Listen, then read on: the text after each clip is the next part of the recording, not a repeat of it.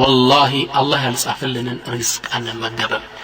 الله يጻፍልን ሪዝቅ ነው የምታገኘው ያጨበረበርከው ሪዝቅ ሶብር ብታረግ ኑሮ الله سبحانه وتعالى በሐላል መንገድ ያመጣልህ ነበር አንዴ ሰይድና አሊ ረዲየላሁ ተዓላ ዐንሁ መስጂድ ሲገቡ የሆነ ንጻን ልጅ ጠሩትና ግመላቸው መስጂድ በር ላይ ይዞላቸው እንዲቆይ ያዘዙት ይህ ሰው ልጓሟን ያዘና ቆሞ እየጠበቀ ያለ ሸይጣን መጥቶ ሰወሰው ወስደን ማትሸጠው ይልጓም 2 ብር ነው የሚሸጣል አሁን የቆሜ ከመጠብቃለና ፈቶ ወስዶ ይሄ ልጅ መርካቶ 2 ብር ይሸጣል ሰይድና አሊ ምን ይላሉ እኔ ከመስጂድ ውስጥ ስወጣ ያሰብኩ ነበር ኢነ አላህ ባሪያ ከአላህ በር ላይ ያቆመው ባይሆን ስወጣ ይሻይ 2 ብር ልስጠው ያልኩ እወጣለሁ ስወጣ ግመሌን በር ላይ ጥሏት ይሏል ከዛም አንድ ሰው ጠራው ድስኪ ገበያ ሊሸጠው ይሆናል ተከተለው አልኩት ሲከተለው ይችን ልጓም ወስዶ 2 ብር ሽጧታል ሱብሃንአላህ አሉ ሰይድና አሊ አላህ በሐላል ያመጣለትን ምግብ በሐራም ሄዶ ወሰደዋል አንተ والله አይምሰለን ሙእሚኖች እንዳንጣለ ወለድ መብላት አላህ Subhanahu Wa Ta'ala ከጻፈል ሪዝቆች የትም አትበላ አላህ ጽፎት ከሆነ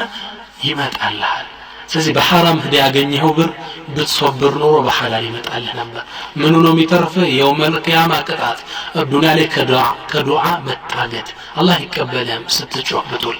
የውመል ቂያማ ደግሞ ከባድ ቅጣት አለ ኩሉ ጀሰድን ነበተ من صحت فالنار أولى به كحرام يبقى السجا أكال يزوي متى القيامة جهنم ነው መግቢያው ይላሉ ይሄ ከሐራም ለበቀል ስጋ የጀነት ኢንቫይሮንመንት አየር አይስማማው ጀሃነም ነው የሚስማማው እዛ ውስጥ ይገባል ይላሉ ነብዩ ሰለላሁ ዐለይሂ ወሰለም ስለዚህ ምግባችን ሐላል መሆን አለበት አላህ ዱዓችን ይመልሰው ولذلك لما سأل سعد بن أبي وقاص نبي ጠይቃቸው የአላህ መልእክተኛ ادعو الله لي أن يجعلني مستجابة الدعوة الله دعائين ما يملسي سوى درقو على دعا رقول عندي بلا شو لنبيه فقال النبي من أطعم مطعمك يا سعد أنت سعد مكبهن كحلال أدرك تكون مستجابة الدعوة الله دعاء شو كما يملسوا الطوان الله سعد بن أبي وقاص ولا جوتشن الجنة يملو بروجرام لا يتنوال دعاء أي ملس من لمن مكبو حلال ተጠንቀቅ ወንድሞች ከማጭበርበር ከማታለል ከመስረቅ ግቦ ከመብላት ሪባ ከመብላት እንጠበቅ ዱዓችንን አላህ Subhanahu Wa Ta'ala ይቀበለን ዘንድ ሌላው ዱዓችንን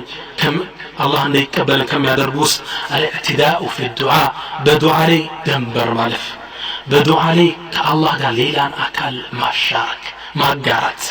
ولهذا يقول الله تعالى الله قرآن من الهلال ولا تدعو مع الله إلها آخر كالله قابره ليلان أكار أتطرى